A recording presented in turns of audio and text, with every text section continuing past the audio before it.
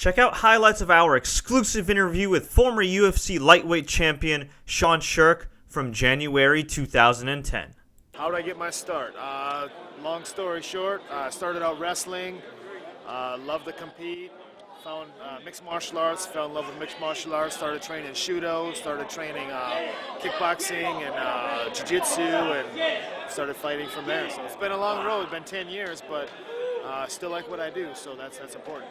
Career highlight, winning the UFC title back in '06. You know, that's something. I fought Matt Hughes for the welterweight belt back in UFC 42, back when the UFC was still kind of underground.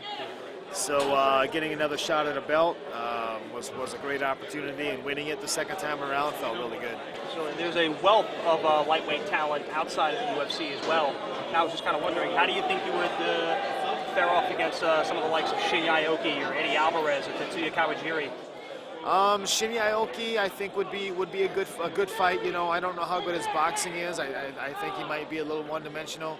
Alvarez, very tough guy. You know, good wrestler, great boxer. I heard UFC just signed Gomi, which would be a great fight. I'd like the opportunity to fight him, but as far as what I'm hearing, everybody wants to fight him. So we'll see what happens there. So there's just so much talent all over the world with fighters now. So there's guys coming out of the woodworks, and there's the sport just keeps getting more and more exciting. There's no substitute for hard work.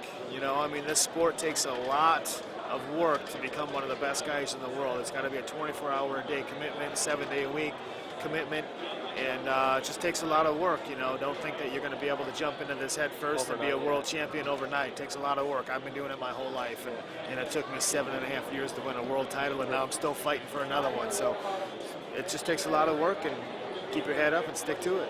If you're not willing to go too far, you will never go far enough in life, and I don't care. I don't promote fights, I pick fights. I'm like John Jones, I sound like Sean